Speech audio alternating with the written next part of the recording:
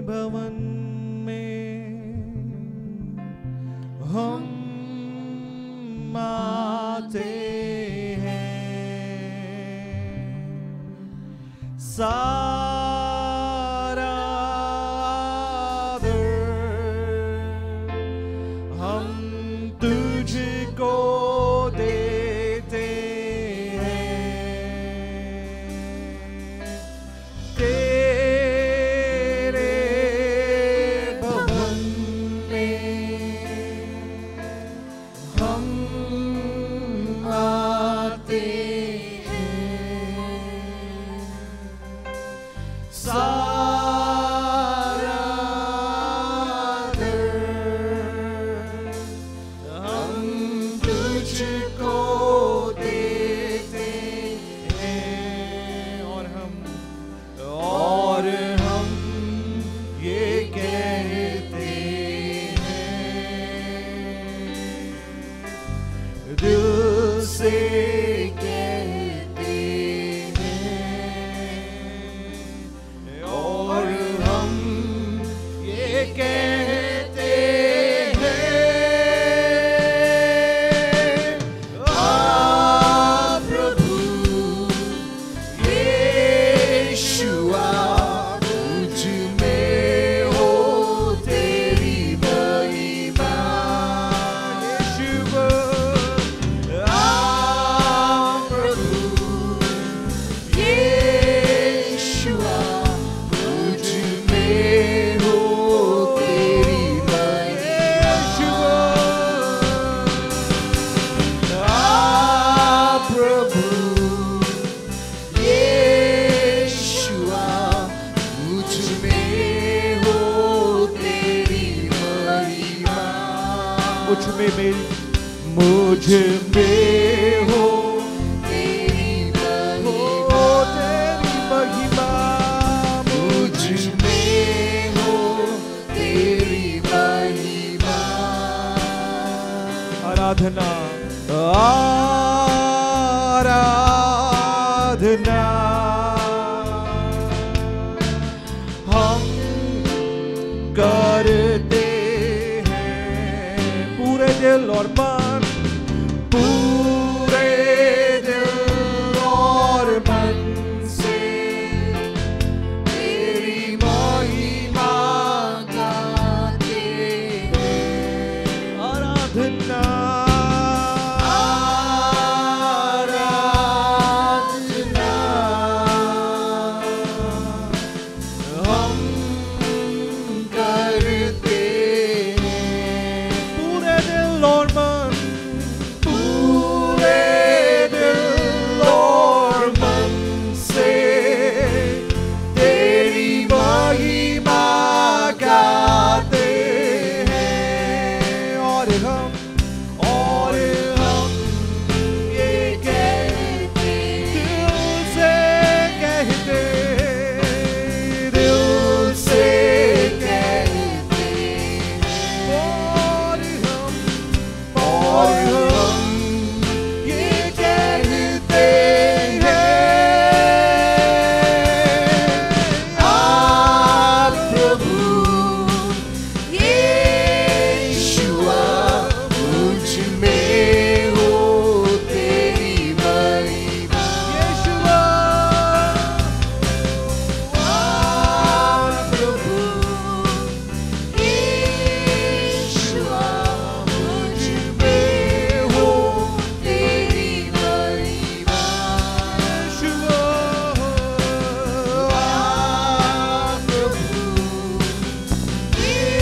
यीशुआ, मुझ में हो तेरी महिमा। मुझ में तेरी महिमा, मुझ में हो तेरी महिमा। तेरी महिमा मुझ में हो तेरी महिमा। ओ मुझ में हो तेरी, मेरे परिवार में तेरी महिमा मुझ में हो तेरी। Lord, you glory, you glory, you glory, मुझ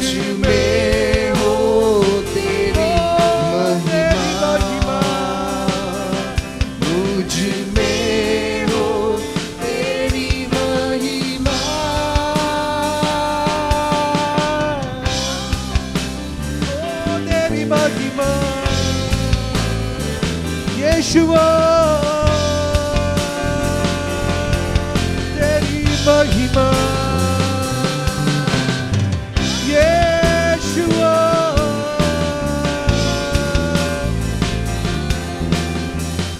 ओ तेरी महिमा तेरी महिमा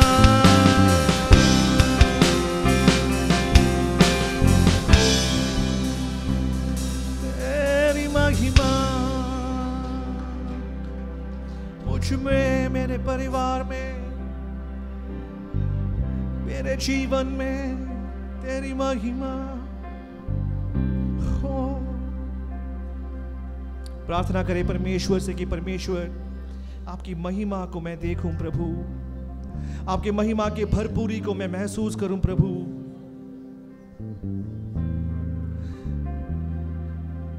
जिस भी क्षेत्र में मैं हूं प्रभु, उन सब क्षेत्रों में आपकी महिमा प्रभु जी दिखे। The glory of the Lord, the glory of the Lord, तेरी महिमा।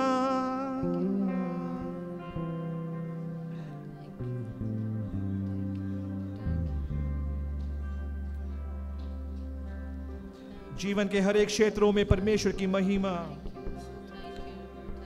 परमेश्वर के आनंद की भरपूरी जीवन के हर एक क्षेत्रों में परमेश्वर देने दें।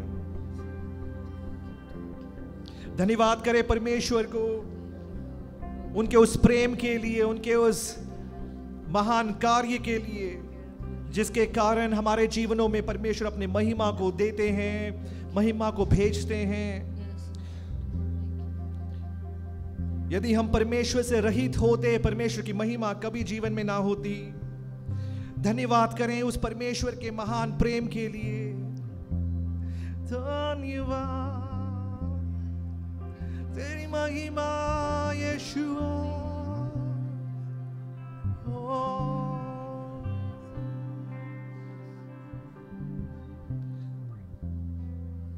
हमें वो दूरी थी कितनी गहरी, कितना बड़ा था वो फासला। मायूस होकर स्वर्ग की ओर देखा, निराशा में तेरा नाम लिया।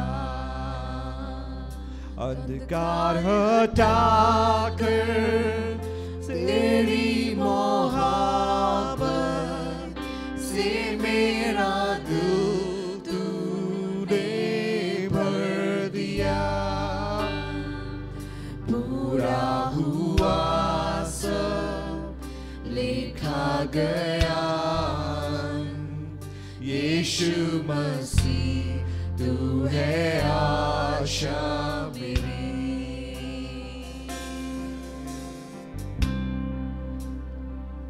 किसने था सोचा कि ऐसी दया मिलेगी हमको भरपूरी से।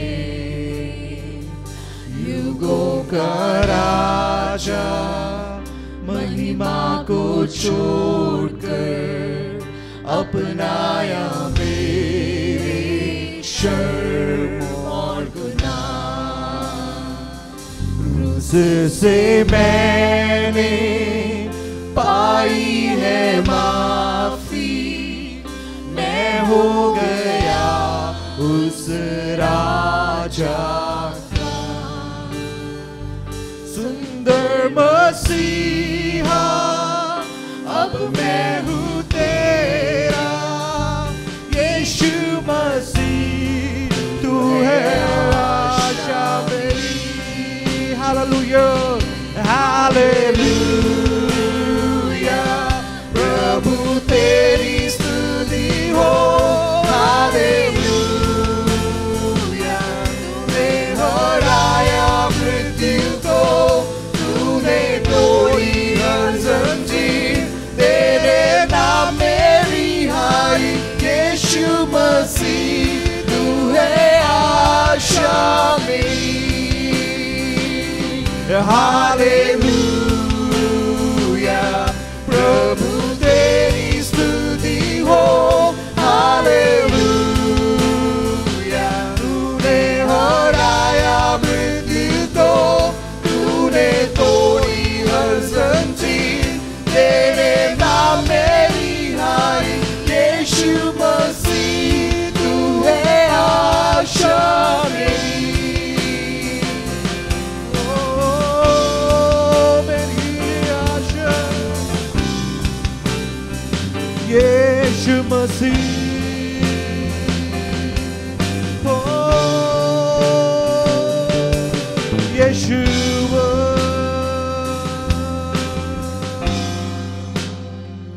आई वो सुबह, वादा पूरा हुआ, बेजान शरीर में फिर सांसें ली,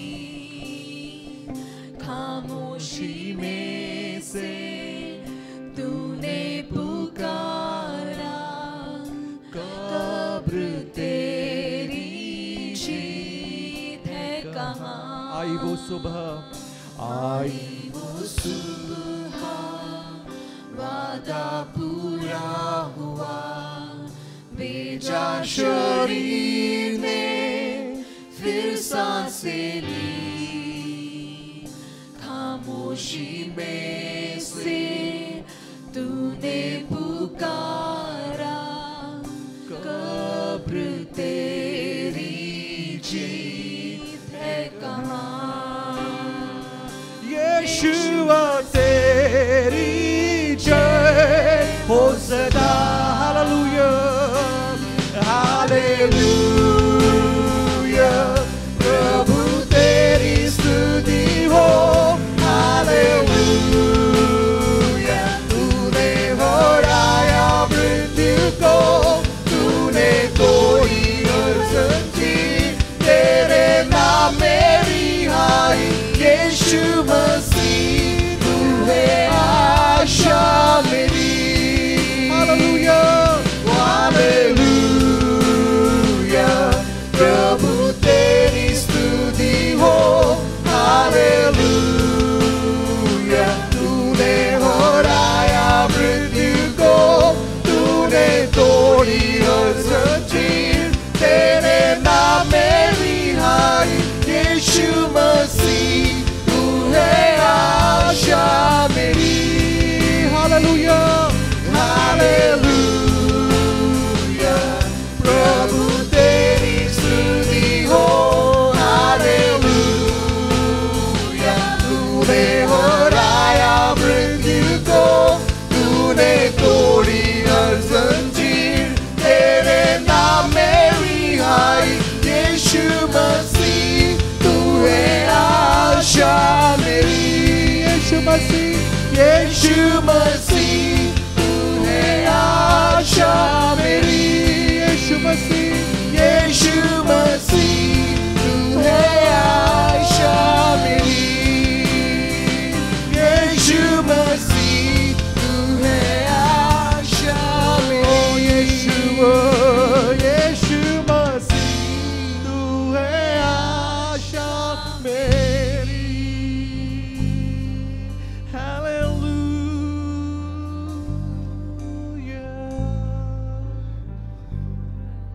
परमेश्वर के उस महान प्रेम के लिए हम परमेश्वर को धन्यवाद दें। परमेश्वर के प्रेम यदि जिंदगी में ना होती तो उनका महिमा हमारे जीवन में नहीं होता।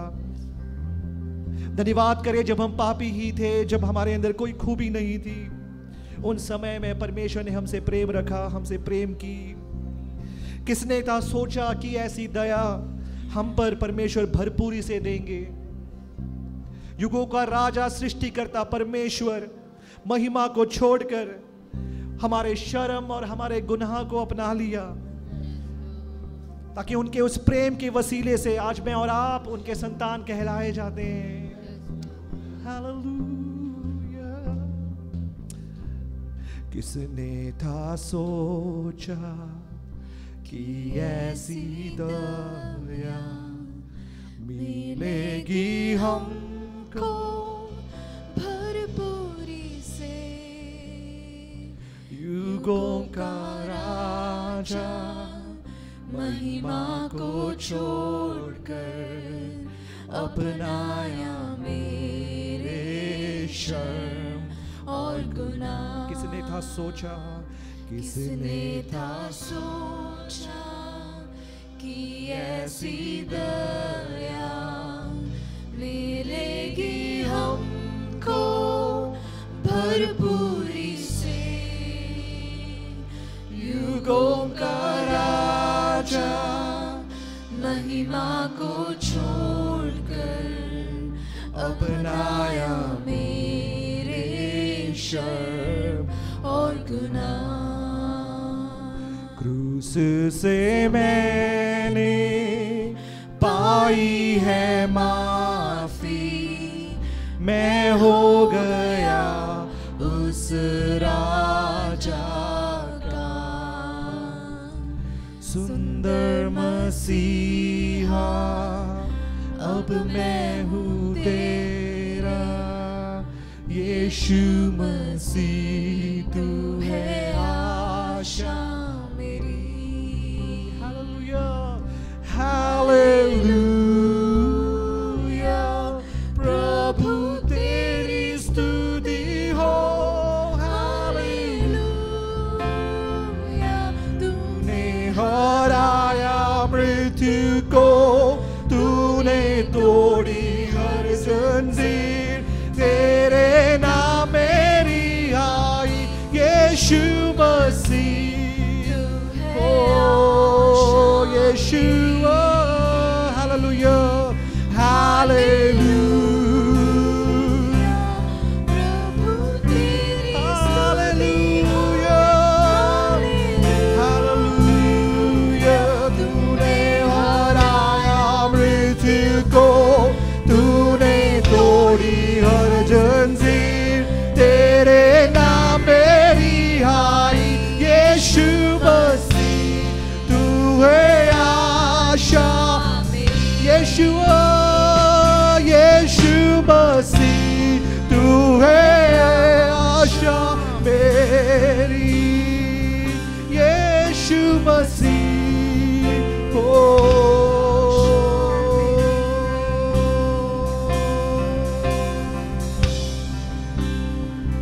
यीशुआ,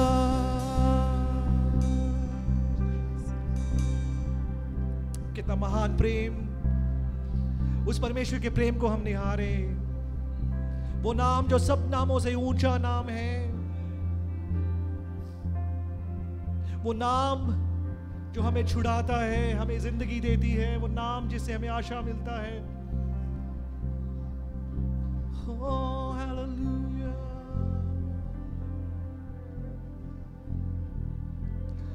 इतर के समान है तेरा नाम,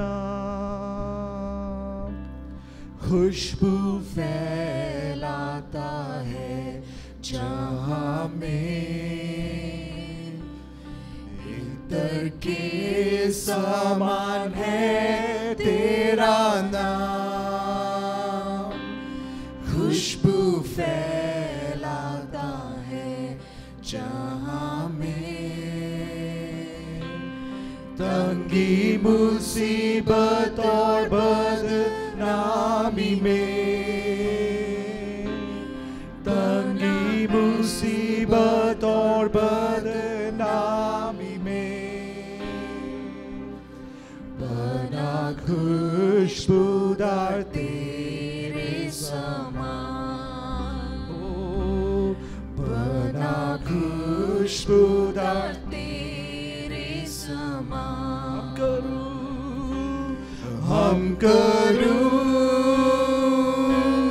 तेरे हे प्रभु अपने जीवन भर इस जंगल के सफर में। गाऊं शुक्रगुजारी से मैं, गाऊं शुक्रगुजारी से मैं। जंगली दरख्तों के, जंगली दरख्तों के दरमियान सेब के पेड़ के समान, जंगली दर्दों के दरमियान, एक सेब के पेड़ के समान नजर आता है मुझे मसीह, नजर आता है मुझे मसीह। सारे संतों के बीच में तू हो, सारे संतों के बीच में तू। हम करूं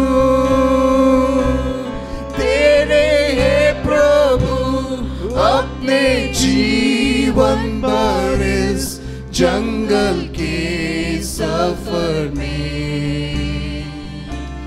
गाऊं शुक्र गुजारी से मैं, गाऊं शुक्र गुजारी से मैं। हम करूं तेरे है प्रभु अपने जीवन भर इस जंगल के सफर में। गाऊं शुक्र गुजारी से मैं, गाऊं शुक्र गुजारी से मैं, गाऊं शुक्र गुजारी से मैं, गाऊं शुक्र गुजारी से मैं। वो नाम जो सब नामों से ऊंचा नाम है, उस नाम को की हमद सिताइश हम करें। उस नाम की आराधना, इत्र के समान है तेरा नाम, खुशबू फैलाता है। वो नाम हमारे परिवारों में खुशबू फैलाए, वो नाम हमारे प्रत्येक जीवनों में खुशबू फैलाए। वो नाम के द्वारा जीवनों में आशीषित हम हो जाए। उस नाम के द्वारा हर लड़ाई में हम जय को हासिल करें। यीशु नाम, यीशु नाम, यीशु नाम। पिता परमेश्वर, हम अपने आप को उस नाम के नीचे समर्पण करते हैं प्रभु। धन्यवाद करते हैं, आपने हमें ये योग्य ठहराया कि इस नाम को हम अपने जुबान पे ले सके प्रभु। हमारे अंदर कोई योग्यता, कोई खूबी नहीं थी प्रभु। धन्यवाद करते हैं आपके उस महान प्रेम के लिए प्रभु, जिस प्रेम के द्वारा हमारे जीवन में आपने आशा दी है, अनंत काल की आशा प्रभु। आपने कहा कि संसार में तुम्हें क्लेश जरूर होगा, परंतु ढाढ़स बांधो, मैंने संसार को जीत लिया है। प्रभु जी, आपके ऊपर दृढ़ आशा रखते हुए हमारे विश्वास की जिंदगी को हम आगे बिता पाए प्रभु। आप हमें सहायता करें, जीवन भर आपके शुक्रगुजार हम हो सके प्रभु। जीवन भर आपकी आराधना ना केवल हमारे शब्दों के द्वारा, परंतु हमारे जीवनों के द्वारा भी आपकी आराधना हम कर पाएं। आप हमें मदद करें। आदर और महिमा हम आपको देते हैं, मसीह यीशु के नाम में हम इस विनती को मांगते हैं, आमीन। कृपया सब बैठें।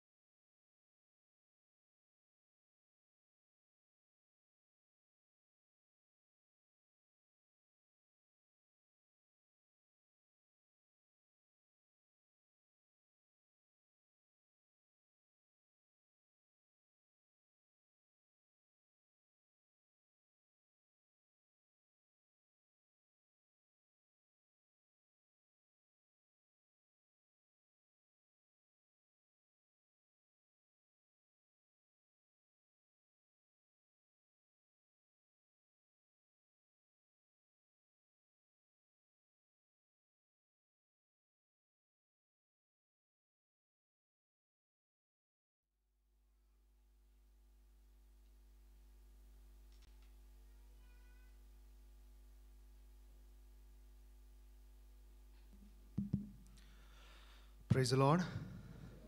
सबको जय मसीह की। सब लोग खुश हैं? किसी के चेहरे पर खुशी बोल तो रहे हैं पर दिख नहीं रही है। खुश हैं जी? अगर खुश हैं तो परमेश्वर का हाथ उठाकर धन्यवाद करें। हालेलुया। परमेश्वर ने फिर से एक और दिन, एक और हफ्ता, एक और संडे हमारे जीवन में दिया, इसलिए हम परमेश्वर का धन्यवाद दें। काफ़ी समय हम लोगों ने परमेश्वर के गीत गाने में और परमेश्वर से प्रार्थना करने में और परमेश्वर के दास से भजन संगीता से सुनने में हमने समय व्यतीत किया। अब परमेश्वर के वचन से जब हम सुनने जा रहे हैं, हम अपने आप को तैयार करें कि परमेश्वर हमसे बात करे, हर एक व्यक्ति से जो यहाँ उपस्थित है, क्योंकि ये परमेश्वर का वचन आने वाले दिनों के लिए हमें क्या करता है? तैयार करता है। आने वाले दिनों में जिस प्रकार हमने पास्टर अंकल से सुना, एक युद्ध कहीं चल रहा है और वो युद्ध, उसकी ध्वनि हमारे कानों में यहाँ तक पहुँच रही है। भारत में भी हम देखते हैं कि उधर जो चल रहा है वो हम हर कोई व्यक्ति हर दिन देखता है। और वचन के मुताबिक ये आखिरी समय को दर्शाता है। आखिरी समय, परमेश्वर का आगमन। जो लोग नए लोग हैं, जो सीख रहे हैं हर दिन, उनके लिए परमेश्वर के आगमन के बारे में शायद उनको उस चीज के बारे में नहीं पता हो, पर जो लोग जानते हैं उन्हें पता है प्रभु यीशु मसीह का दूसरा आगमन नजदीक है। और वचन कहता है राज्य राज्य के खिलाफ, देश देश के खिलाफ, जाति जाति के खिलाफ क्या होंगे? खड़े होंगे। आज एक देश दूसरे देश के खिलाफ खड़ा है। हम प्रार्थना करें। और आज हम सुरक्षित हैं, पर एक दिन ऐसा आएगा जब हमारे जीवन में भी ये सुरक्षा हमारे देश से जाएगी, दिखती हुई हमें जाती हुई दिखाई देगी। हम प्रार्थना करें उस वक्त में ये वचन हमें सामर्थ्य से खड़ा रखे। हालेलुया। पिछले दिनों में मैं परमेश्वर के उपस्थिति के बारे में, परमेश्वर के उपस्थिति में रहने के बारे में जब पढ़ रहा था, मुझे एक व्यक्ति को लेकर थोड़ा बहुत पढ़ने के लिए परमेश्वर ने मौका दिया। उस व्यक्ति के द्वारा मैंने कई चीजें सीखी और वही चीज मैं आज आप लोगों के बीच में बताना चाहता हूं। जब हम परमेश्वर की उपस्थिति में रहते हैं, हमारे जीवन में क्या होता है? जब हम परमेश्वर की उस उपस्थिति से हट जाते हैं, तब हमारे जीवन में क्या होता है? इसके बारे में हम पढ़ेंगे। सब लोग निकालें उत्पत्ति की पुस्तक, हमारे बाइबल का सबसे पहला पुस्तक उत्पत्ति, जेनेसिस चैप्टर 27, 27वां अध्याय, उसका 40वां आयत पर 40वें आयत का बी पार्ट, दूसरा हिस्सा, 40 का दूसरा हिस्सा। उत्पत्ति 27 उसका 40 आयत का दूसरा हिस्सा, बी पार्ट। कोई मुझे हिंदी में पढ़कर, स्पष्टता से पढ़कर सुनाए जी।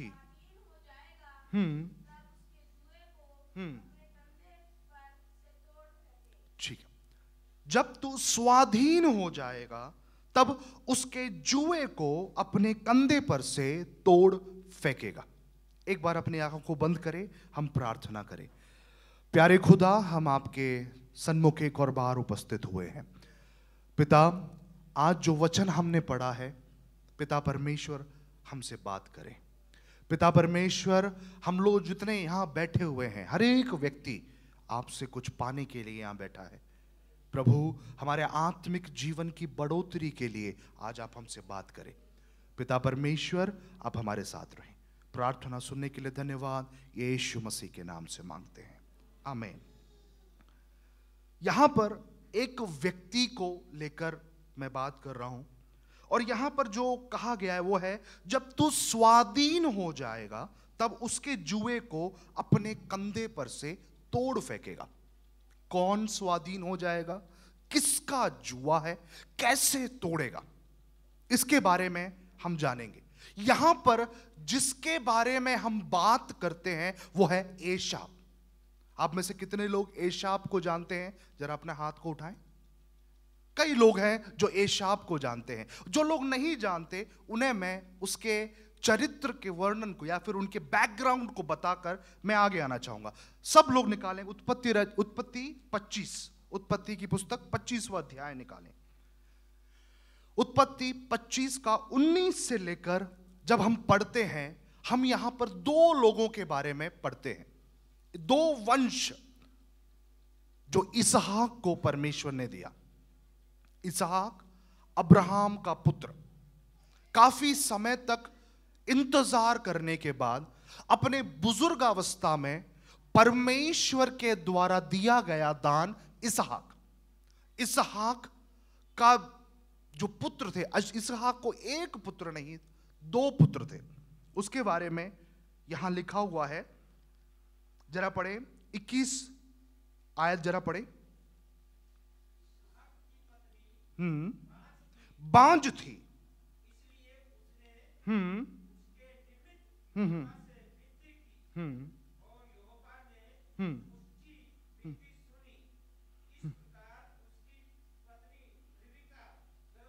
देखिए यहां पर लिखा हुआ है इसहाक की जो पत्नी थी वो भी बांझ थी।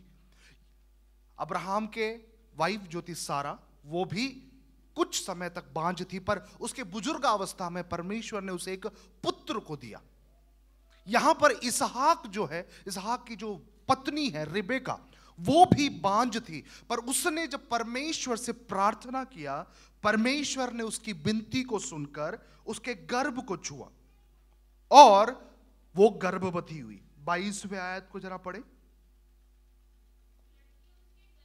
लड़के उसके गर्भ में आपस में लिपट कर एक दूसरे को मारने लगे।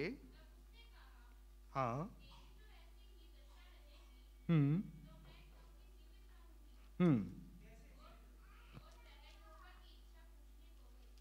23 भी पढ़े।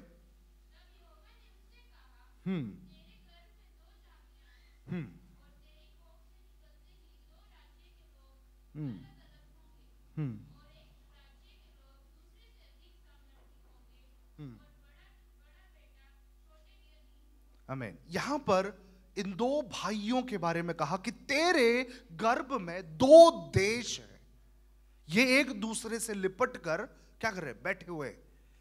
और परमेश्वर ने जब उसको पता चला उस पीड़ा को, जब वो आपस में सोचकर देखिए, एक हो तो कितना होता है, दो जब एक साथ एक गर्भ में हो, पीड़ा मां को बहुत ज्यादा होती है। एक से ही पीड़ा होती है तो दूसरा भी बहुत, दो लोग हो तो कितना ज्यादा पीड़ा होता है। जब जिनको ट्विंस हैं, जिनको जुड़वे बच्चे हैं, वो जानते हैं कि दो लोगों को प्रसव करके उनका जो गर्भ धारण करना बहुत मुश्किल वाला काम होता है। यहां पर रिबेका को भी बड़ी मुश्किल फेस करनी पड़ रही है और वो परमेश्वर से इंक्वायर करती है, परमेश्वर से पूछती है, और परमेश्वर कहता है, एक अनुग्रह के साथ कहता है कि तेरे गर्भ में दो जातियां हैं और दोनों अलग अलग होंगे। एक राज्य दूसरे राज्य से ज्यादा सामर्थी होगा, बड़ा बेटा छोटे के अधीन रहेगा। परमेश्वर ने यह अनुग्रह उनके पैदा होने से पहले ही उनके लिए कह दिया था। पर जो बड़ा बेटा था उसका चाल चलन ऐसा था कि वो अपने भाई के अधीन होता चला गया। परमेश्वर ने एक अनुग्रह दिया, छोटे भाई को एक अनुग्रह दिया, कहा कि होगा, बड़ा भी है, बड़े को छोटे के नीचे आना है, पर उसकी कामों की वजह से, उसके प्रवृत्ति की वजह से, उसके हरकतों की वजह से, उसके चाल चलन की वजह से वो अपने भाई के पूरा अधीन हो गया, और वो था एसाव। उसके जीवन में सबसे ज्यादा पाप और बाइबल में सबसे ज्यादा नफरत किया जाने वाला एक कथापात्र बनकर एसाव बाहर आया। एसाव के जीवन में सबसे ज्यादा पाप हुआ। उसने गलत कामों में फंसकर, यहां पर जो हमने वचन पढ़ा वो वचन दर्शाता है कि जब इसहाक अपने बच्चों को अनुग्रह देने जा रहा था, दूसरा भाई जो छोटा भाई था अपने बड़े भाई का अधिकार छीन कर चला गया। जो अधिकार बड़े भाई को मिलना था, जो अनुग्रह बड़े भाई को मिलना था, जो आशीष बड़े भाई को मिलना था, पर उसके चाल चलन की वजह से परमेश्वर ने वो अनुग्रह उठाकर उसके छोटे भाई को दे दिया। यहां पर हम हर कोई व्यक्ति याकूब को गलत मानता है, कहता है कि याकूब ने धोखे से ऐसा किया, पर यह परमेश्वर की मर्जी थी, क्योंकि एसाव का पाप इतना ज्यादा था कि परमेश्वर उससे नफरत करने लगा। देखिए रोमियो की पत्री जरा निकालें, रोमियो की पत्री 9वां अध्याय उसका 13 आयत जरा पढ़े मेरे लिए।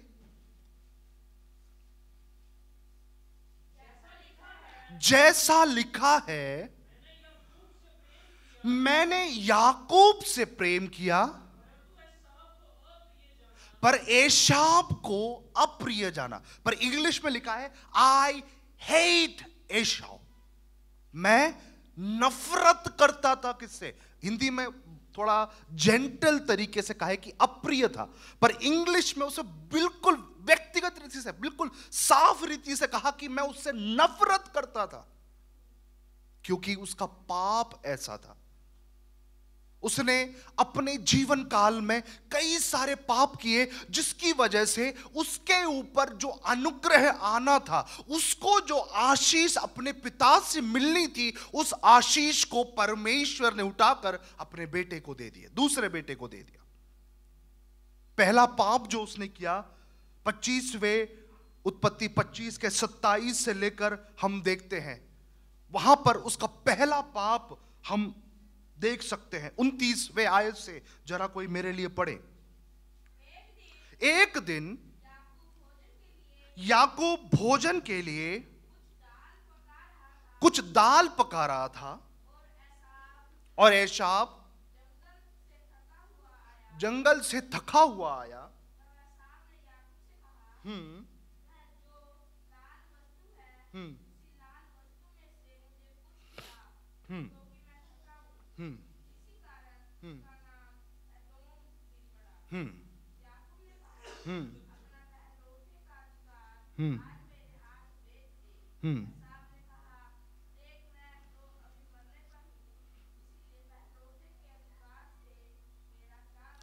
देखिए यहां पर एसाव जो है, एसाव का कैरेक्टर है कि एसाव शिकार करने वाला व्यक्ति है, और उस परिवार में 2 बेटे हैं।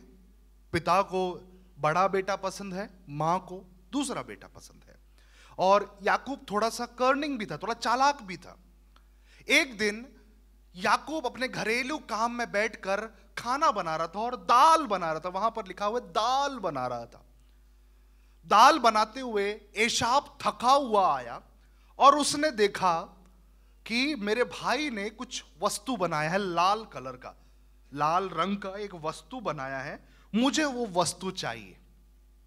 भूख के सामने एसाव इस कदर थक गया, या फिर खाने के सामने, अपने लालच के सामने इस कदर फंस गया कि याकूब ने कहा कि अपना पहिलोटे का स्थान, या फिर पहलोटे का, पहला उसका घर के या फिर इस्राएल के नियम के मुताबिक पहलोटे का अधिकार बहुत बड़ा अधिकार होता है, क्योंकि एक पिता का जो कुछ होता है वो उसके दूसरे को नहीं, पर उसके पहले बच्चे को मिलता है। पिता का जितना भी अनुग्रह होता है, पिता का जितना भी आशीष होता है, वो पहलोटे को मिलता है। परमेश्वर भी पहलोटे को पसंद करता है। मिस्र में जब परमेश्वर ने बाधाएं डाली, तब भी किसको सबसे पहले अटैक किया? दूसरे को किया? नहीं, पहलोटे को किया। पहलोटे को पहला स्थान है, बहुत इंपॉर्टेंट, बहुत महत्व रखने वाला स्थान। एक खाने के सामने, उस खाने के लालच के सामने, उस भूख के सामने उसने उठाकर अपने भाई को दे दिया। मैं कई बार सोचा इतना क्या भूख था कि दाल को देखकर उसने उसको दे दिया। उसी जगह चलो कोई और अच्छा आइटम होता तो हम मानते। दाल के सामने इतनी भूख में उसने अपने पहिलोटे के स्थान को उठाकर याकूब को दे दिया और शपथ भी खा ली कि मुझे इससे क्या लाभ। सबसे बड़ा पाप कर कर, अपना स्थान देकर, जिस स्थान पर खड़े होकर परमेश्वर के नाम की महिमा करनी चाहिए, उस स्थान को उसने अपने भाई को देकर कहा मुझे इससे कोई लाभ नहीं है। और उसने उस पाप को कर कर परमेश्वर की निंदा की, परमेश्वर के सामने उसने अपने आप को गलत ठहरा दिया। उसके बाद उसका दूसरा पाप 26वें अध्याय के 34 आयत से जरा पढ़े।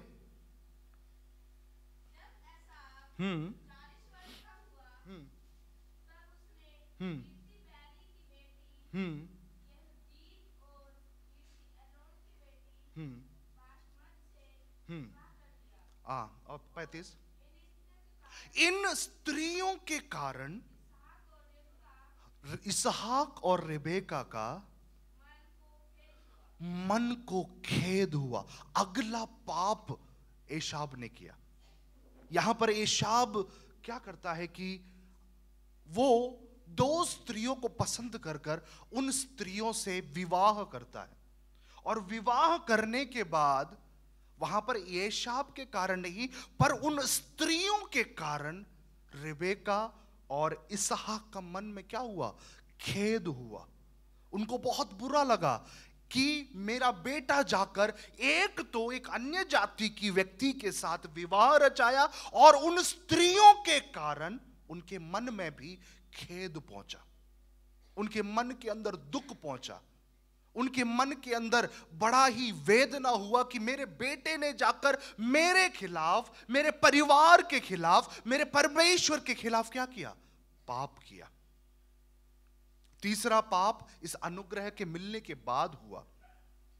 यहां तक पहुंचते पहुंचते एशाब का जो कैरेक्टर था, एशाब का जो व्यक्तित्व था, परमेश्वर के सामने वो बिल्कुल गलत साबित हो गया। परमेश्वर के सामने उसने अपनी उपस्थिति खो दी। जिस परमेश्वर के साथ उसे चलना था, जिस पिता ने उसे बताया बचपन से कि तुझे इस परमेश्वर के साथ चलना है, तुझे इस परमेश्वर के बताए हुए रास्तों पर खड़े होना है, वो व्यक्ति उस परमेश्वर के खिलाफ, अपने पिता के खिलाफ पाप कर कर परमेश्वर की उपस्थिति से हट गया। हालेलुया। कई बार हमारे जीवन में जब पाप आता है, हम भूल जाते हैं कि हम क्या कर रहे हैं। यह पाप हमें परमेश्वर की उपस्थिति से क्या करता है? दूर ले जाता है। परमेश्वर से हमें दूर ले जाता है। एदन की वाटिका में यही चीज हुआ था। परमेश्वर की उपस्थिति में रहने वाले आदम और हव्वा जब तक पाप उनके जीवन में नहीं था, वो परमेश्वर के साथ बड़ी खुशी के साथ, बड़ी शांति के साथ बैठे हुए थे, बड़े ही अच्छे दिनों को व्यतीत करते थे। पर जिस दिन पाप को उन्होंने अपने जीवन में प्रवेश करने का मौका दिया, वो परमेश्वर की महिमा से दूर हो गए, परमेश्वर की उपस्थिति से दूर हो गए, परमेश्वर के अनुग्रह से दूर हो गए। हमारे जीवन में जब भी पाप आता है, चाहे वो जाने अनजाने में क्यों ना हो, वो पाप हमें परमेश्वर की उपस्थिति से दूर ले जाता है।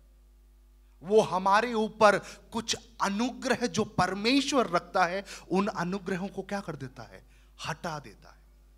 यहां पर मैं अनुग्रह के बारे में जब प्रचार करता हूं, कोई ये मत समझिए कि मैं संपन्नता या फिर प्रॉस्पेरिटी प्रीचिंग को प्रचार कर रहा हूं कि अनुग्रह।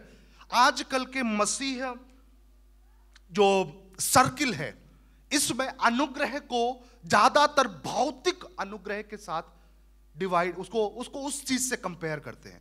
आजकल के मसीह लोगों का, या फिर आजकल के जो कलीसियाएं हैं, न्यू जनरेशन कलीसियाएं, या फिर आजकल के जो प्रचारक हैं, यूट्यूब में भरे पड़े हुए ऐसे ऐसे लोग, यहां के, भारत के भी बाहर, सब लोग अनुग्रह को पैसा, संपन्नता, कुछ कमाना, कुछ नाम प्राप्त करने को करके कहते हैं।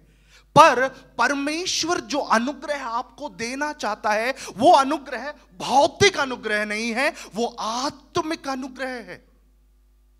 पिछले कई दिनों से हमारे पास्टर ब्लसन ने आत्मिक वरदानों के बारे में हमें सिखाया। आप में से कितने लोगों को वो आत्मिक वरदान याद है?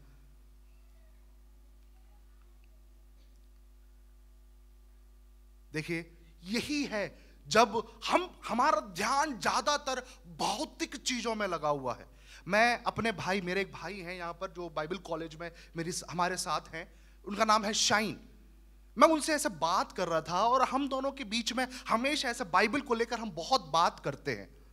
मैंने कहा, क्या सच में हमें परमेश्वर की आराधना भौतिक चीजों के लिए करनी है या आत्मिक चीजों के लिए करनी है? मेरे मन के अंदर जो सवाल था उसका जवाब परमेश्वर ने मुझे दे दिया। यह संसार को रचने वाला कौन है? कोई बता सकता है? इस संसार को रचने वाला कौन है? परमेश्वर है। आसपास जितने भी पेड़ पौधे दिखते हैं, जानवर दिखते हैं, पशु पक्षी दिखते हैं, इनको रचने वाला कौन है? परमेश्वर। ये घर, बुद्धि, ताकत, ये इतना बड़ा टेक्नोलॉजी, ये सब बनाने वाला कौन है? हालांकि परमेश्वर ने इंसान को वो बुद्धि दिया बनाने के लिए, पर किया तो परमेश्वर ने ना। ये सर्वभूमि देखिए, ये जितना भी ऊपर आकाश में तारेगण, जो नदियां हैं, समुद्र है, ये सब किसका है? सुना नहीं मैंने? परमेश्वर का है। जब ये सब परमेश्वर का है, हम उसके कौन हैं? बच्चे हैं। तो क्या वो हमें ये सब चीज देकर तृप्त नहीं कर सकता? हमें उसको मांगने की जरूरत है। हां, वचन कहता है मांगोगे तो तुम्हें दिया जाएगा। पर वचन यह भी कहता है हमारे मांगने से पहले वो हमारी जरूरतों को पूरा करता है। हालेलुया। जब हमारे मांगने से पहले वो हमारी जरूरतों को पूरा कर सकता है, तो हमें भौतिक चीजों के पीछे जाना है या आत्मिक चीजों के पीछे जाना है? आत्मिक चीजों के पीछे। क्योंकि कलीसिया में भौतिक चीजों से आप ऊंचे पद पे तो आ सकते हैं, पर आत्मिक चीजों से आप कलीसिया को भी उन्नति देते हैं। हालेलुया। आपके आत्मिक जीवन के द्वारा आपके बगल में बैठने वाला व्यक्ति भी आत्मिकता में आता है। आपके आत्मिक व्यक्तित्व के कारण, आपके आत्मिक वरदानों के कारण, आपके साथ बैठने वाला व्यक्ति भी आत्मिक वरदानों की प्राप्ति करता है। हालेलुया। मैं कह सकता हूं हम में से कई लोग होंगे जिनके ऊपर किसी परमेश्वर के दास ने हाथ रखा और तब जाकर हमने क्या किया? कुछ आत्मिक वरदानों को प्राप्त किया। मैं भी वैसा ही एक व्यक्ति हूं। अपने 11 साल की उम्र में मैंने शाम की मीटिंग में यह प्रचार किया था। मैंने कहा था मेरे 11 साल की उम्र में, जब मैं बिल्कुल लड़कपन में था, बचपन था मेरा, मैं परमेश्वर के करीब हुआ। एक प्रार्थना मीटिंग में एक परमेश्वर का दास, मैं उस परमेश्वर के दास को नहीं जानता, हम बैठकर प्रार्थना कर रहे थे। उन्होंने कहा कि तुम प्रार्थना करो, आत्मिक वरदानों के लिए प्रार्थना करो। उस रात को प्रार्थना करते करते उस परमेश्वर के दास ने मेरे सर पर हाथ रखा और मैं अन्य भाषा बोलने लगा। परमेश्वर ने कई सारे आत्मिक वरदानों से पवित्र आत्मा को मुझे छूने का अनुभव दिया। मेरे प्रियो, हम भौतिक चीजों के पीछे ना जाएं, हम भौतिक अनुग्रह के पीछे ना जाएं, क्योंकि भौतिक अनुग्रह तात्कालिक है। आज पैसा है, कल नहीं है। मैं अब में से कई लोगों को याद होगा कि नहीं होगा, आज से तकरीबन 2, 2.5, 3 साल पहले केरल में बहुत बड़ा बाढ़ आया था। अब में से किसी को याद है ना? मैं केरल में था उस वक्त, मेरी शादी नहीं हुई, मैं उस वक्त बाइबल कॉलेज में पढ़ रहा था। हम बाइबल कॉलेज से बाहर निकले, बहुत बड़ा नुकसान हमारे देश को हुआ। मैं जिस जगह से आता हूं उस जगह का नाम है रानी, और कभी भी वहां पानी नहीं आएगा करके बोला, पर वहां पानी आया और बहुत नुकसान हुआ। हम चर्च, एज अ चर्च, हम पूरा कलीसिया मिलकर थोड़ा खाने की सामग्री बनाया और हमने कहा कि हम क्या करते हैं, हम लोगों के पास जाकर इस खाने की सामग्री को बांटते हैं, क्योंकि जरूरतमंद लोग बहुत हैं। और हमारे पास्टर जी ने कहा कि एक काम करना, जो भी पुराने कपड़े हैं वो भी ला के दे देना। हम तकरीबन 7-8 कार में खाने की बड़े बड़े पैकेटों को घर पे ही खाना बनाकर पैक कर कर हम जा रहे हैं, ऐसे एरिया में जहां पर बिल्कुल सब कुछ नाश हो चुका है। मैं उस एरिया से पहले भी गया, उस एरिया में पहले भी गया हूं। वहां रहने वाले लोग सब रेप्यूटेड लोग, पैसे वाले लोग, कोई गवर्नमेंट सर्वेंट है, कोई एयरफोर्स में है, कोई आईएएस ऑफिसर है, कोई गवर्नमेंट स्कूल का टीचर है, प्रिंसिपल है, कोई कॉलेज का ट्यूटर है। हम जब गाड़ी लेकर रुके, ये बड़े बड़े लोग अपने घरों को छोड़कर भाग कर आते हुए हमें दिखाई दिए। एक एक व्यक्ति 2-2 3-3 खाने का पैकेट लेके जा, बोलता है कि मुझे भूख लग रही है, मैंने 2-3 दिन से खाना नहीं खाया। एक व्यक्ति मेरी मम्मी के पास आकर कहता है कि बहन मैंने कपड़े नहीं बदले, आपका एक मैक्सी या फिर एक नाइटी, एक कपड़ा मुझे मिलेगा। मैं कहता हूं ये भौतिक चीजें थोड़े समय की है, पर आत्मिक चीजें अनंत तक हमारे साथ रहती है। हालेलुया। एज ए कलीसिया, हम एक कलीसिया है, हम एक देह के अंग हैं। कुलुस्सियों की पत्री जरा निकालें, कुलुस्सियों की पत्री, सॉरी पहला कुरिन्थियों, कुलुस्सियों नहीं, पहला कुरिन्थियों 12वां अध्याय। यहां पर आत्मिक वरदानों के बारे में समय बहुत कम है, मुझे बहुत सारी चीजें बोलनी है। 12वां अध्याय का 12 से लेकर 31 तक एक देह और आत्मिक वरदानों के बारे में कहा है। हम कलीसिया परमेश्वर का क्या है? देह है। We are the body of Christ. हर एक देह का अलग अलग, हर एक अंग का एक अलग कार्य होता है, राइट? हर अंग का। अभी हाथ पैर के काम कर सकता है? सब बोल रहे हो हाँ ठीक है, हाथ पैर के काम भी कर सकते हैं। क्या हाथ पैर के काम कर सकता है? हाथ का काम क्या है? चीजों को उठाना। क्या हाथ पे खड़े होकर हम चल सकते हैं? नहीं चल सकते, अगर दोनों पैरों को भी टिकाकर हम चले। पर अगर पैर ना हो, सिर्फ हाथ से चलना हो, कितना मुश्किल होगा। क्या हाथ का, पैर का काम हाथ कर सकता है, या फिर आंख का काम नाक कर सकता है? तो हर एक व्यक्ति को एक आत्मिक वरदान से परमेश्वर ने भरा है। आप इस पूरे अध्याय को पढ़िए और उन आत्मिक वरदानों के बारे में सोचिए जो हमारे पास्टर ने हमारे बीच में प्रचार किया। हर एक व्यक्ति को एक वरदान परमेश्वर ने दिया है, और उस वरदान के द्वारा इस कलीसिया का लाभ होना जरूरी है, इस कलीसिया की बढ़ोतरी होना जरूरी है, इस कलीसिया को लोग जानना जरूरी है। आपके आत्मिक वरदानों के द्वारा आपके बगल में बैठा हुआ व्यक्ति जो आत्मिक नहीं है वो आत्मिक बनना जरूरी है। आपके द्वारा आपके व्यक्ति, आपके साथ रहने वाले, आपके परिवारों को प्रभु यीशु मसीह को जानना जरूरी है। वो अनुग्रह परमेश्वर हमें देना चाहता है। वो अनुग्रह है जो परमेश्वर हमें देता है। उसी अनुग्रह के लिए हम क्या करें? बाट जोते रहें। उस अनुग्रह के लिए हम प्रार्थना करते रहें। उस अनुग्रह के लिए हम परमेश्वर से पूछें, प्रभु वो अनुग्रह मेरे जीवन में जरूरी है। देखिए, अगर आप परमेश्वर के साथ रहते भी नहीं हो तो भी आप भौतिक रीति से बढ़ सकते हो, क्योंकि लोग, संसार को देखिए कितने सारे। अभी मैं पूछता हूं, अंबानी क्या प्रभु यीशु मसीह को जानकर जीता है? उसने प्रभु यीशु मसीह को सुना होगा, पर परमेश्वर ने उसको भौतिक चीजों से भर दिया। आज वो अभी तो दूसरे तीसरे नंबर पर शायद वो नीचे खिसक गया है, पर उसके पास खूब पैसा है। क्या जरूरी है प्रभु यीशु मसीह को उसको जानना? पर क्या उसके पास जो आत्मिक अनुग्रह है, वो हमारे पास जो आत्मिक अनुग्रह है परमेश्वर ने दिया, क्या उसके पास है कि नहीं है? नहीं है। मैं आप लोगों से भी सुनना चाहता हूं। मुझे तभी पसंद आता है जब लोग मुझे रेस्पॉन्ड करते हैं, मुझे अच्छा लगता है। मुझे भी लगता है कि चलो आप लोग सुन रहे हो, नहीं तो मैं तो ऐसे ही बोलता जा रहा हूं और आप। हमें परमेश्वर ने आत्मिक अनुग्रह से बढ़ा है, पर अगर हम परमेश्वर की उपस्थिति से हटकर दूर हो जाते हैं, वही आत्मिक अनुग्रह क्या करता है? परमेश्वर हमारे जीवन से हटा देता है। यहां एशाव के जीवन को हमने उदाहरण लेकर कहा। एशाव के जीवन में जब पाप आया, उसका आत्मिक अनुग्रह जो उसके ऊपर गिरना था, उसके ऊपर जो अनुग्रह आकर बसना था, वो अनुग्रह उसके छोटे भाई के ऊपर चला गया। जब हम पाप करते हैं, जब हम परमेश्वर की उपस्थिति से दूर हो जाते हैं, जब परमेश्वर की महिमा से हम दूर हो जाते हैं, हमारा अनुग्रह परमेश्वर उठाकर किसी और को दे देता है। बाइबल में ऐसा कोई है जिसका अनुग्रह उठाकर परमेश्वर ने किसी और को दिया? कोई कह सकता है? बाइबल पढ़ते नहीं है क्या हम लोग? कोई तो होगा, कोई याद करो। एक फेमस कैरेक्टर है जिसने, हाँ जी, शाऊल और दाऊद। वेरी गुड, शाऊल और दाऊद। पहले सामुएल की पुस्तक निकालें, 16 अध्याय। पहले सामुएल की पुस्तक 16 अध्याय।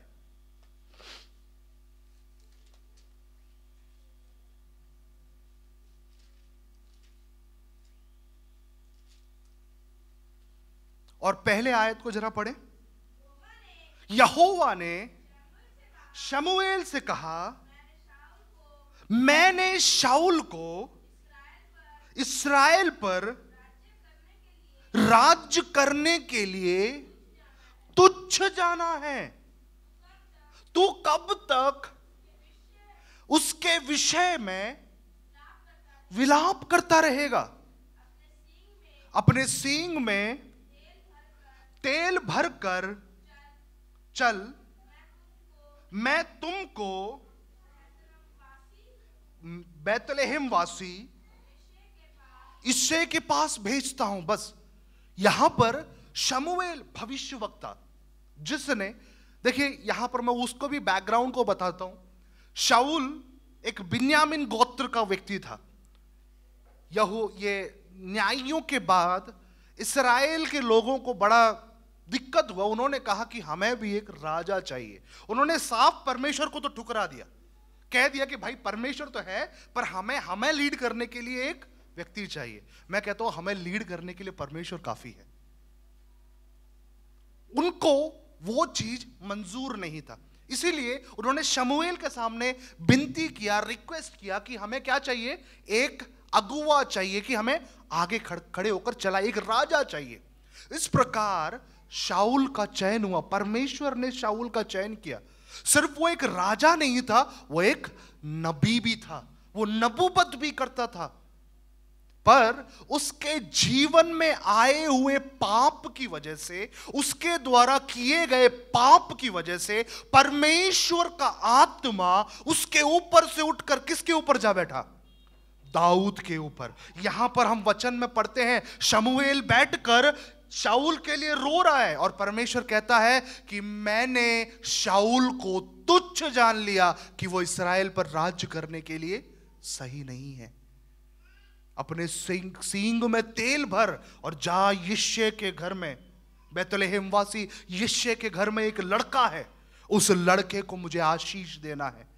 जब परमेश्वर की उपस्थिति शाऊल ने छोड़ी, परमेश्वर ने क्या किया? उसके ऊपर जो अनुग्रह था, उसका जो अनुग्रह था, मैं कहता हूं उसके ऊपर नहीं, उसका जो अनुग्रह था वो उठाकर दाऊद को दे दिया। और शाऊल से भी कई गुना बढ़कर दाऊद को परमेश्वर ने उपयोग किया।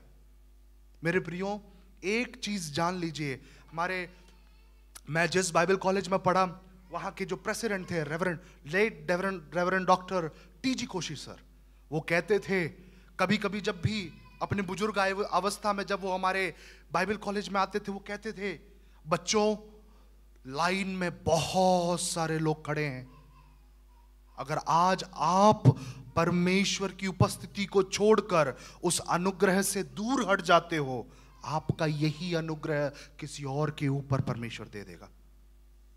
ये बहुत सीरियस चीज है मेरे प्रियो। ऐसे ही मजाक खेल में हम नहीं ले सकते। अगर वो अनुग्रह जो हमारे ऊपर है, वो अनुग्रह जो परमेश्वर ने हमें दिया है, अगर वो अनुग्रह को परमेश्वर उठाकर किसी और को दे दे, कैसा लगेगा? ये तो उस प्रकार हुआ कि बच्चों में ज्यादातर होता है, एक बच्चे की चॉकलेट उठाकर दूसरे बच्चे को दे दो, समझ में आ जाएगा क्या हालत होता है ना?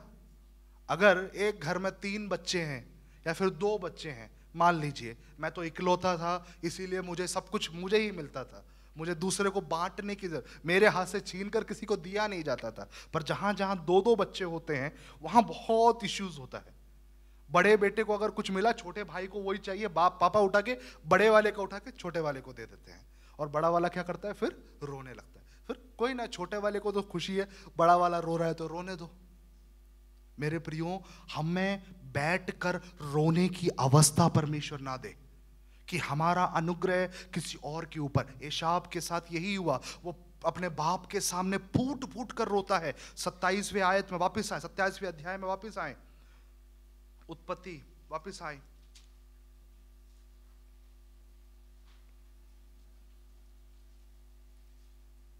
चौतीसवें 27 के 34वें आयत को जरा पढ़ें। 27 के 34 को जरा पढ़ें। अपने पिता की यह बात सुनते ही एसाव ने अत्यंत ऊंचे और दुख भरे स्वर से अपने पिता से कहा, हे मेरे पिता, मुझको भी आशीर्वाद दे। और 38 भी जरा पढ़ें। हाँ, हे मेरे पिता, क्या तेरे मन में एक ही आशीर्वाद है? हे मेरे पिता, मुझको भी आशीर्वाद दे। और यों कहकर एसाव फूट फूट के रोया। देखिए, अपने पिता की उपस्थिति को छोड़कर जब एसाव गया, उसको कितना रोना पड़ा। हालेलुया। जब परमेश्वर की उपस्थिति को छोड़कर, उस उपस्थिति के अंदर रहकर भी अगर हम उस उपस्थिति को छोड़कर जाते हैं, उस परमेश्वर से जब हम दूर हटते हैं, उस परमेश्वर से हम अलग हो जाते हैं, वो फूट फूट कर रोने की अवस्था हमारे जीवन में भी आ सकती है। हमें भी शायद, अगर आप में से कोई भी, अगर हम में से कोई भी परमेश्वर से दूर है, हमारे जीवन में भी वो रोने की अवस्था परमेश्वर डालेगा। क्योंकि जब हमारा अनुग्रह उठाकर किसी और को देगा, हम बड़ी भरे दुख में हम हो जाएंगे। मेरे प्रियो, ऐसी एक अवस्था हमारे जीवन में नहीं आना है कि एसाव की तरह फूट फूट कर रोने का अवस्था हमारे जीवन में आए। आज हमारे पास समय है, हम पाप से दूर हो जाएं, वरना पाप को परमेश्वर क्या करता है? नफरत करता है। इस्राएलियों के जीवन का सबसे बड़ा प्रॉब्लम यही था। जीवन में उन्होंने पाप हर वक्त, या मुझे लगता है उत्पत्ति के बाद से इस्राएलियों के जीवन में पाप बहुत आया है। सबसे ज्यादा पाप उनके जीवन में। हर एक अध्याय को आप पढ़ते चले जाइए, निर्गमन से आप चालू करिए। निर्गमन में इतना कुड़कुड़ाना। निकालिए निर्गमन की पुस्तक 14 अध्याय जरा निकालिए। लगातार 2-3 अध्याय में तो 14, 15, 16, 17 में तो कंटिन्यू इनका पाप हम देख सकते हैं। 14 अध्याय उसका 11 और 12 जरा पढ़ें। और वो मूसा से कहने लगे, क्या मिस्र में कब्र नहीं थी जो तू वहां से हमको मरने के लिए जंगल में ले आया? ये कब की बात है? जब परमेश्वर ने मूसा को कहा कि अपने लोगों को लेकर अब हम कहां जाएंगे? कनान देश जाएंगे। कनान देश जाने के बारे में ही कहा था ना। कनान देश जाने के लिए सब निकल गए बड़ी खुशी के साथ, बड़े क्या बोलते हैं, ढोल बाजे के साथ, जितना था सब कुछ लेकर आ गए।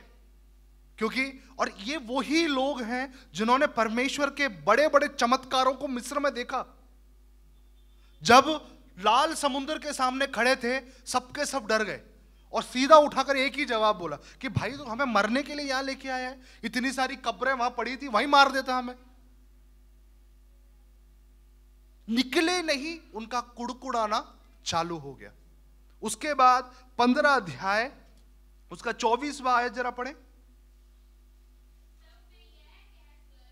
तब वे यह कहकर मूसा के विरुद्ध बकबक करने लगे कि हम क्या पिए।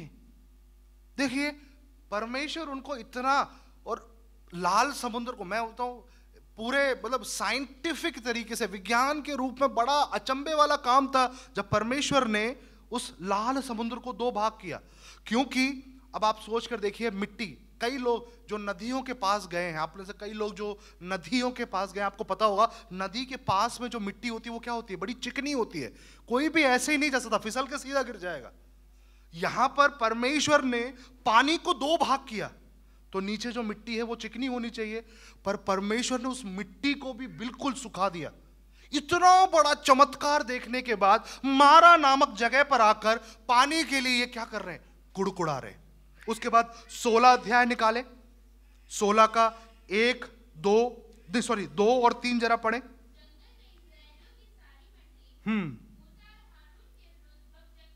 बकबक करने लगी और इस्राएली उनसे कहने लगे जब हम मिस्र देश में मांस की हांडियों के पास बैठकर मनमाना भोजन करते थे, ये इस्राएली कह रहे हैं। मुझे सबसे ज्यादा मैं हंसा हूं तो सबसे ज्यादा इस पार्ट पर हंसा हूं। इस्राएल में उनकी अवस्था, मिस्र में उनकी अवस्था क्या थी? सुबह से लेकर रात तक बारी बारी से ईंट की भट्ठी में काम करना पड़ता था, है ना? कितना ज्यादा गुलामी, दिन भर मार खाते थे। अगर आप लोगों ने बाइबल को पढ़ा होगा या फिर उसके रिगार्डिंग जो डॉक्यूमेंट्रीज या फिर वो क्या बोलते हैं, वो जो मूवीज बनती, उनको देखा होगा, हर दिन मार खाते थे। अपने जो बोलते हैं, क्या बोलते हैं, मेल बच्चों को, जो लड़के होते थे, उन्हें मार देना पड़ता था। ऐसी ऐसी हरकतें होती थी। और ये वहां बैठकर कह रहे हैं कि हम तो वहां पर डेली मांस खाते थे, और वो भी मन भाना भोजन, जैसा हमें चाहिए। आप बोलो हमें चाहिए चिकन तो चिकन, हमें चाहिए क्या बोलते हैं लच्छा पराठा तो लच्छा पराठा। इतने अहंकारी लोग, सोच कर देखें इनकी हरकतें, इतना पाप, इनको इतना सब कुछ मिलने के बाद इवन परमेश्वर ने क्या किया, स्वर्ग का भोजन निकालकर इनको दे दिया, तो भी इनको पाप करने से कोई पीछे नहीं खींच पाया। 17 अध्याय में पहुंचे। 17 अध्याय में 17 का 2 और 3 जरा पढ़े। मूसा से वाद विवाद करने, कहने लगे हमें पीने का पानी दे। अरे भाई, एक अध्याय पहले तो आपके लिए पानी मीठा किया है, उसके एक अध्याय में आपको स्वर्ग का भोजन दिया, यहां पानी के लिए आप क्या कर रहे हो? परमेश्वर के सामने कुड़कुड़ा रहे हो। देखिए, ये सब पाप परमेश्वर ने देखा। इतिहास गवाह है, इतना पाप किसी ने नहीं किया जितना इस्राएलियों ने किया। 40 दिन के यात्रा को 40 साल परमेश्वर ने लगा दिया। पता है, मिस्र से कनान देश पहुंचने के लिए सिर्फ 40 दिन का यात्रा था। वो 40 दिन को परमेश्वर ने 40 साल बनाकर उनको दे दिया। क्यों? उनके जीवन में पाप। यहां तो ये तो कुड़कुड़ाने वाला पाप था, इससे भी बड़ा पाप किया जब वहां मूसा ऊपर बैठकर तख्तियों में परमेश्वर लिखवा रहा है कि यहां पर, कहां पर है वो 9 आज्ञा, नीचे है शायद, है ना? नीचे लिखा हुआ है, नीचे आप पढ़ के जाइएगा। 10 आज्ञाएं, 10 कमांडमेंट्स। सबसे पहला क्या था? मुझे छोड़ किसी दूसरे को ईश्वर ना मानना। और यहां पर ये क्या कर रहे हैं? हारून को बोलकर उन्होंने क्या किया? बछड़ा बनाकर। हारून भाई साहब भी कह रहे हैं कि भाई ये इसने तुम्हें इस्राएल से बाहर निकाला, और उसके सामने आराधना करते हैं। इतना संगीन पाप करने की वजह से कई बार कई अनुग्रह जो परमेश्वर उनके ऊपर देना था, वो क्या किया? उनको नहीं दिया। आखिरी समय में कनान देश पहुंचने से पहले वो जो पीढ़ी वहां से निकल कर आई, वो पीढ़ी क्या हुई? सारी की सारी मरुभूमि। उनकी दूसरी पीढ़ी जो थी वो कनान देश में पहुंची। कई बार हमारे ऊपर परमेश्वर का एक प्रॉमिस होता है, एक वायदा होता है परमेश्वर का। वो वायदा परमेश्वर पूरा करना चाहता है, पर परमेश्वर जब देखता है हमारे पाप क्या होते हैं, उन वायदों से बढ़ते हुए परमेश्वर उन वायदों को हमारे जीवन से हटाकर किसी और को दे देता है। क्योंकि परमेश्वर पाप सह नहीं सकता। मेरे प्रियो, उसने कलवरी के क्रूस पर अपने खुद के बेटे को त्याग दिया हमारे पापों को बचाने के, हमें पापों से बचाने के लिए, हमारे पाप के सारे बंधन को क्या करने के लिए? तोड़ने के लिए। पर हम आज भी अगर पाप में हैं, अगर हमारे जीवन में आज भी, मैं एक भाई से मैं पिछले दिन बात कर रहा था, तो हम ऐसे बात करते करते उन्होंने मुझसे कहा, पास्टर जी मुझे झूठ बोलना बिल्कुल पसंद नहीं है। मैंने कहा अच्छी बात है, मुझे कोई भी झूठ बोलता है मुझे पसंद नहीं है, पर मुझे गुस्सा करना बड़ा अच्छा लगता है।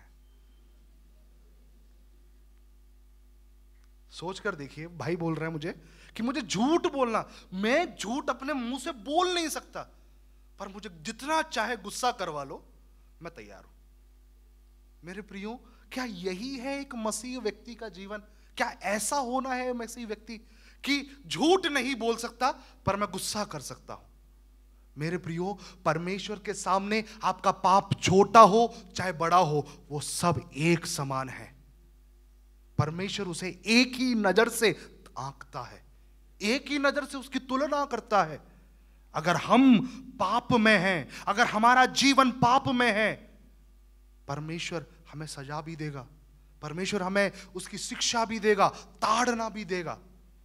पर अगर हम परमेश्वर के बताए हुए रास्ते पर, परमेश्वर की उपस्थिति में रहते हैं, परमेश्वर के साथ चलते हैं, परमेश्वर के करीब होकर चलते हैं।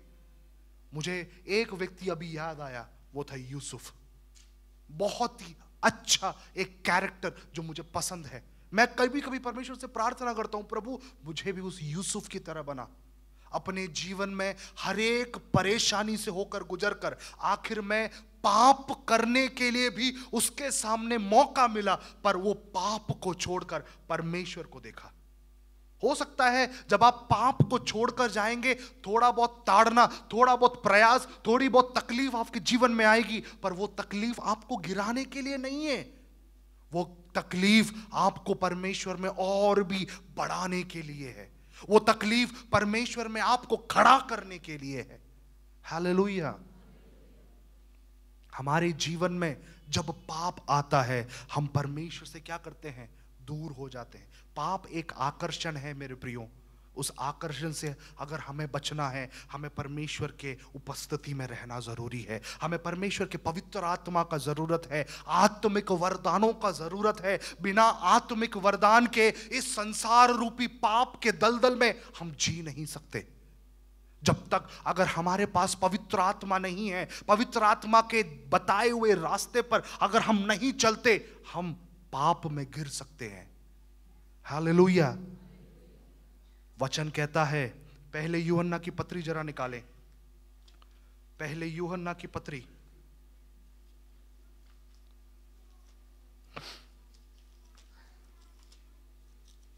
उसका पहला अध्याय, उसका 8 और 9 जरा पढ़े।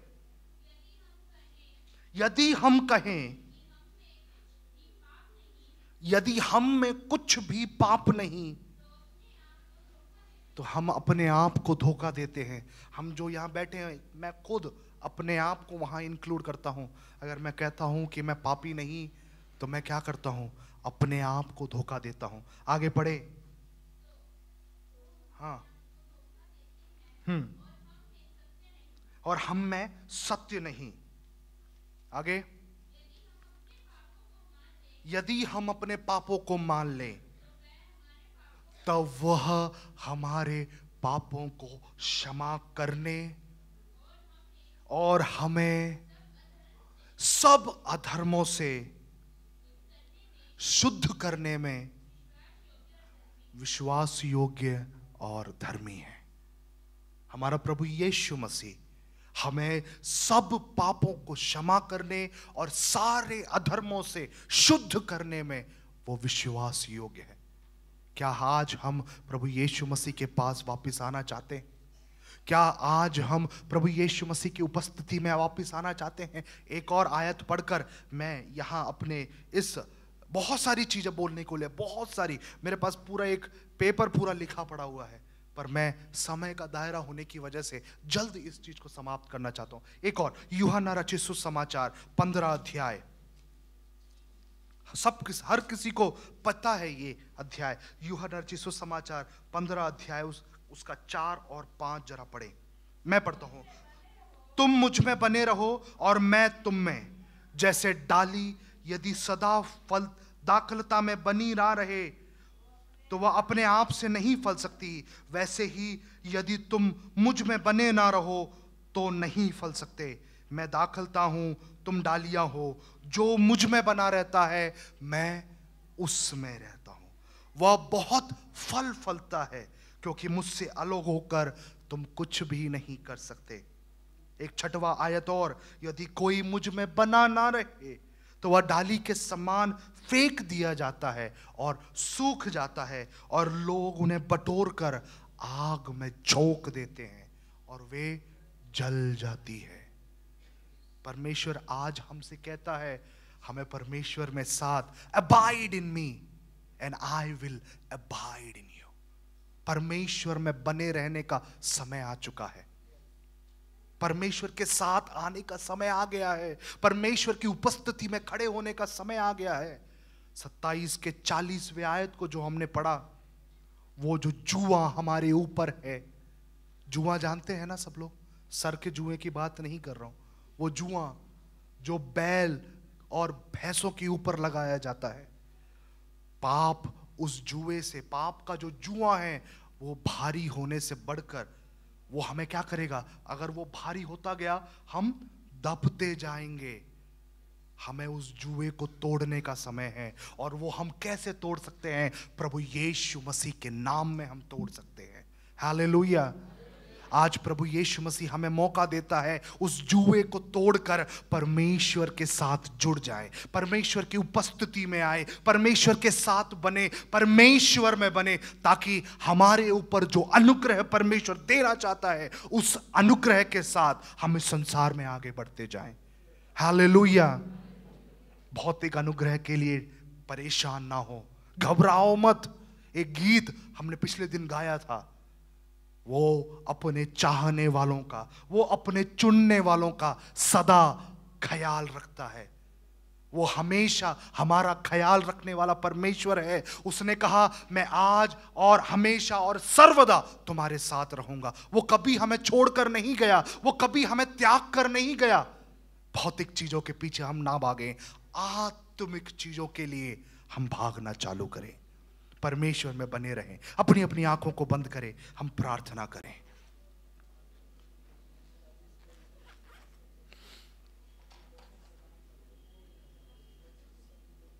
हम प्रार्थना करें।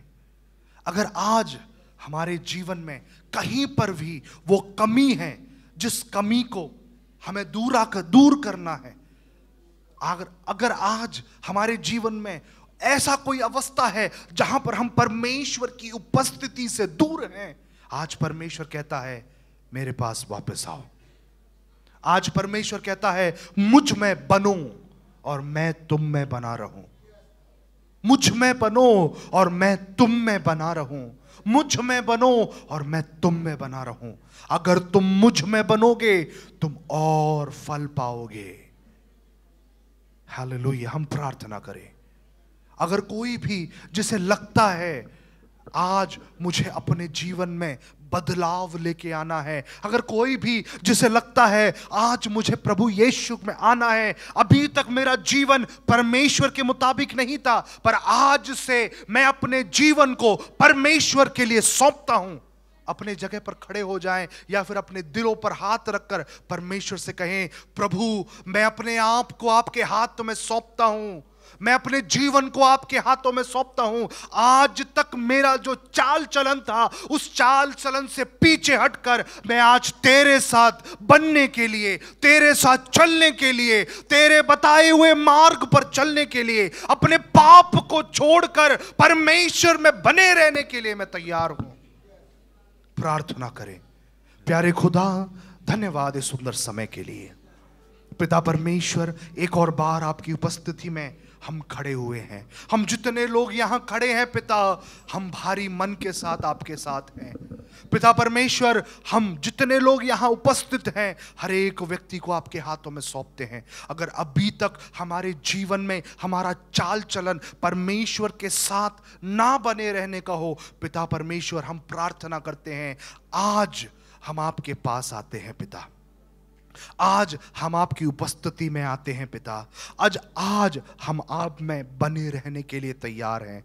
हमारे जीवन में कार्य करें। जितने लोग यहाँ खड़े हैं हर एक व्यक्ति को पिता, पुत्र और पवित्र आत्मा के नाम से हम आशीषित करते हैं, अनुग्रहित करते हैं। अगर कहीं पर भी उनके जीवन में कोई भी ऐसी अवस्था है जो उन्हें परमेश्वर आपसे पीछे खींचता है, आज उन्हें वापस अपने पास ले आए, वापस अपनी उपस्थिति में ले आए, अपने आत्मिक भौतिक अनुग्रह से उन्हें भर दे पिता। आपके हाथों में सौंपते हैं। प्रार्थना सुनने के लिए धन्यवाद। यीशु मसीह के नाम से मांगते हैं, आमीन।